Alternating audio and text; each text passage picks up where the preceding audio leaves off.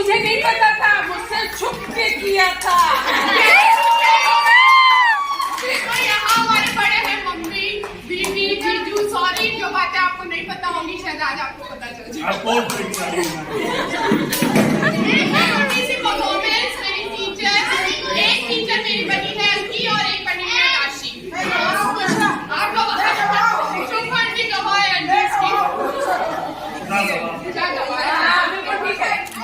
तो बात उस समय की है जब हमने कॉलेज में एडमिशन लिया था और स्टार्टिंग कुछ इस तरीके से हुई थी कि जैसे मैं जेके केमिस्ट के बाहर क्लास के साथ छुट्टी में गई थी, तब जेके केमिस्ट्री एक शॉप हुआ करती थी। तो उस टाइम पे अक्की मेरे ब्रदर के साथ दूसरी बाइक पे बैठे थे और अक्की को पता नहीं था कि मैं उनकी बहन हूँ, मेरी मासी के लड़के। तो अक्की ने उनसे ऐसे ही सिर्फ कहा कि ऐसी लड़की लाइफ में आ जाए तुम मजा आ जाए। मनु से तो मेरे भैया ने इनको जवाब दिया वो मेरी बहन है। तो अक्की ने कहा यार मतलब ऐसे ही बोल रहा हूँ, अच्छी लड़की है, देखने में संस्कारी है, तो ऐसी लड़की लाइफ में हो तो अच्छा। तो पहले उसकी एक छोटी सी परफॉर्मेंस आप देखिए, फिर मैं आगे की स्टोरी सुनाऊंगी।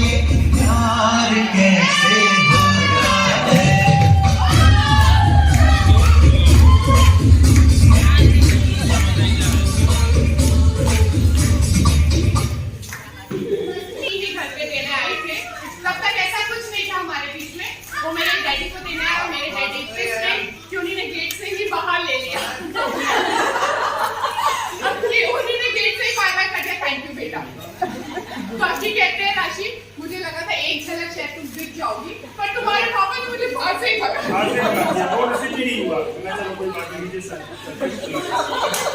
उसके बाद हमारा कॉलेज में एडमिशन हुआ, हमारी फेयरवेल पार्टी थी जो हमारे सीनियर्स, वेलकम पार्टी थी सॉरी, जो हमारे सीनियर्स हमें दे रहे थे।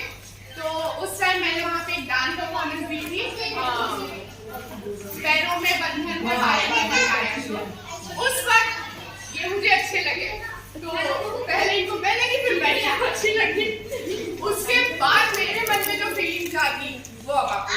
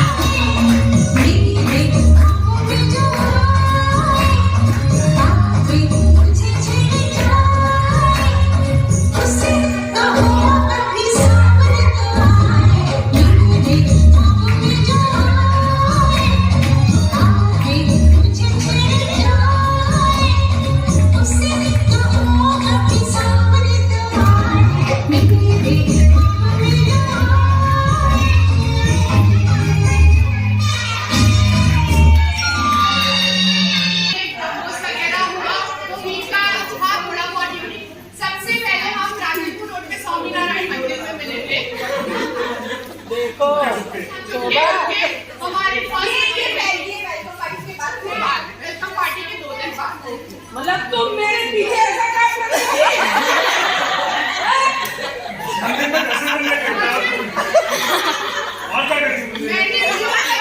सूट पहना था और अच्छी वैसी कलर की शर्ट पहनी थी प्लेन। उसके बाद हम जब मंदिर में मिले तो हम पीछे एक जगह बैठे ऐसे बात कर रहे थे, क्योंकि नया नया बहुत शर्मा रहे थे, बहुत वो कर रहे थे। तो बस सबसे पहला डायलॉग जो मैंने अच्छी से बोला, मैंने कहा कि मुझे ऐसा है कि मैं जिससे भी करूं वो फर्स्ट टाइम में जिससे मेरी शादी होने वाली है उसी से प्यार करूं। तो अगर आपको खेल खेलना है या बॉयफ्रेंड गर्लफ्रेंड वाला है तो हम अभी से अलग हो जाते हैं। तो अक्की ने मुझे ऐसे हाथ दिया और फिर मैंने उनका हाथ पकड़ा। अक्की ने कहा मैं भी वैसा नहीं हूँ, मैं जो एक लड़की चूज करूंगा तो मैं उसी के साथ जिंदगी भर शादी भी करूंगा। तो उसके बाद कोई मिनट हम दोनों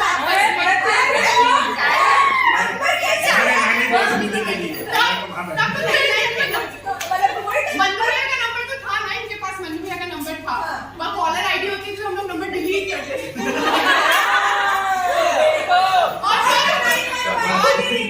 और तभी इनके पास से मोबाइल था, तब इनकमिंग के पैसे लगते थे 8 रुपए एक इनकमिंग के। तो जब मैं इनको फोन करती थी मेरा दिल बैठ जाता था। जाओ तो तुम बस के उठाए पर ये हाँ ओके, तो मैं समझती थी कि बिल बढ़ रहा है, बैलेंस खत्म हो रहा है, इसलिए जल्दी जल्दी बात खत्म करना चाहते हैं। हाँ हमारा लव शुरू हुआ था 2002 में जी। उसके बाद हम दोनों ने एक दूसरे से प्रॉमिसेस किए और नो डाउट आज 15 इयर्स हो गए हैं बाय गॉड ग्रेस, और अक्की ने वो सब निभाया भी। तो फर्स्ट मीटिंग में हमने क्या प्रॉमिस किया था वो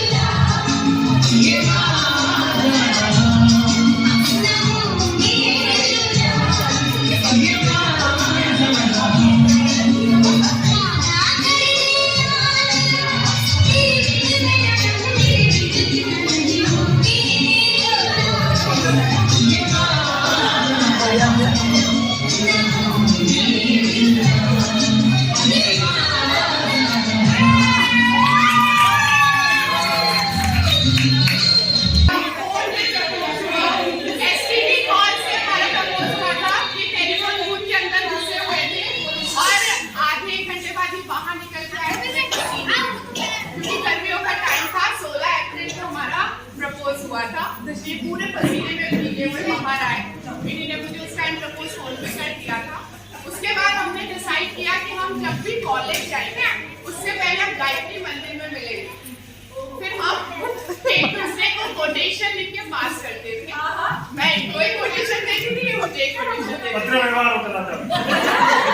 हाईटेक व्हाट्सएप कुछ से नहीं। तो सबसे पहला मैं जब गायत्री मंदिर में मिलने गए तो मैंने सबसे पहला कॉल समी भैया को कराया। मैंने कहा वो मेरे एक भैया है जो मुझसे बहुत क्लोज है, आप उनसे बात कर लीजिए, अगर वो आप उनको अच्छे लगे तो हम आगे बढ़ेंगे। तो ये बोले तो आई लव यू के बाद क्यों बोले ये बात? भैया ने भी हाँ बोला। और कॉलेज जाने से पहले हम लोग रोज जो गायत्री मंदिर में मिलते थे तो मैं कॉलेज जल्दी निकलती थी घर से और ये भी जल्दी निकलते थे। तो हम मम्मी से क्या बोल के जल्दी निकलते थे वो देखते हैं। तब तक मम्मी को पता ही नहीं था। तब तक मम्मी को नहीं पता।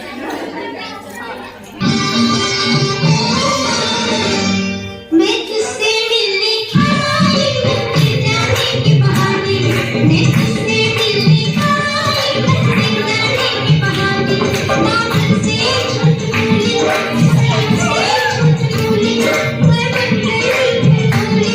अरे ओ भोली, तू झूठ कहाँ बोली, तू झूठ नहीं बोली। जान को ही पूजा करते हैं प्यार के परवाने। मैं तुझसे मिलने आई, मैं जाने के बहाने, मैं तुझसे मिलने आई, मैं जाने के बहाने।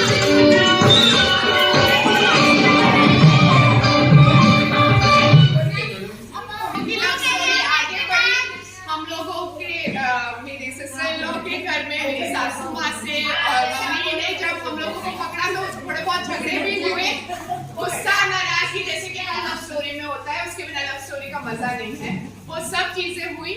इनके घर वाले बहुत आए। बहुत सारे आए और इनके घर वाले भी अपोज थे, मेरे भी घर वाले अपोज थे, मम्मी तो कुछ ज्यादा अपोज थी। इसमें मैंने शोभा आंटी से बात की, मैंने शोभा आंटी को बोला जो मम्मी के बेस्ट फ्रेंड है कि प्लीज उनको समझाइए पर मेरे डैडी ने बहुत अच्छे से मुझे समझाया था, बेटा जब इस टाइम पे पहुंच जाओगी और सब अच्छा होगा तो डेफिनेटली हम तुम दोनों की शादी करा देंगे। पर भगवान तो कुछ और मंजूर था, उससे पहले वो इस दुनिया से चले गए। पर हम लोगों ने बहुत स्ट्रगल्स देख के एक साथ लाइफ में हम जुड़े, बहुत प्यार से जुड़े। मुझे मेरे घर ससुराल वालों ने भी बहुत अच्छे से अपनाया और इन्हीं ने भी मेरे घर वालों को, मेरे घर वालों ने इनको बहुत अच्छे से अपनाया। फिर हम लोगों की गाड़ी आगे बढ़ी और आज भगवान की और इन्हीं ने अपने रिश्ते ठुकरा दिए करोड़पति होने के लिए। मैं तो उसी दे दूंगी बस, मम्मी का भी ना चला मम्मी, मुझे ऐसा नहीं है, मैं प्यार पर उसके बाद फिर हम लोगों ने हैप्पी मैरिज किया और आज भगवान की दया से हमें 50 साल हो गए। ऐसे करोड़पति क्या काम करना पड़ा।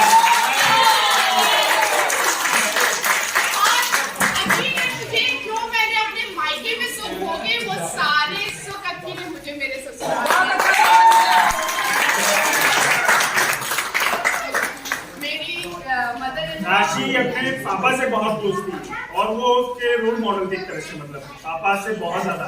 तो मैंने राशि को प्रॉमिस किया था कि राशि एक बात समझो, मैं तुम्हारे पापा को तो वापस नहीं ला सकता, हाँ कि तुम्हारे पापा की कमी महसूस नहीं दूंगा, इतना प्यार दूंगा कि तुम्हारे पापा की तरह क्योंकि हमारा ब्रेकअप हो गया था, क्योंकि जब घर वाले नाराज थे तो मम्मी का और मेरी सासू माँ का झगड़ा हो गया था। तो मेरी सासू माँ तो बहुत सीधी थी, कम बोलती थी, तो मेरी दीदी वगैरह बहुत गुस्से वाली थी। आपस में बहुत लड़ाई झगड़े हो गए तो हम लोग दूर हो गए थे। ठीक है, कुछ ऐसे स्टेप भी उठा लिए जो नहीं करना चाहिए। फिर उसके बाद पर जब मेरा एक्सीडेंट हुआ उस तारीख को 18 अप्रैल को असली मेरी जिंदगी में दोबारा लौट गई। वादा किया था कि आज के बाद से नहीं तुम्हें कभी छोड़ूंगा और घर वालों को भी मना के रहूंगा, कहीं और शादी नहीं करूंगा और जो तुम्हारे पापा प्यार करते हैं कोई प्यार तुम्हें दूंगा। तो जैसे मैंने शादी से पहले अपने घर में उठ के कुछ काम नहीं किया या पानी की ग्लास नहीं पिया, तो अक्की ने भी मुझे शादी के बाद वैसे ही रखा।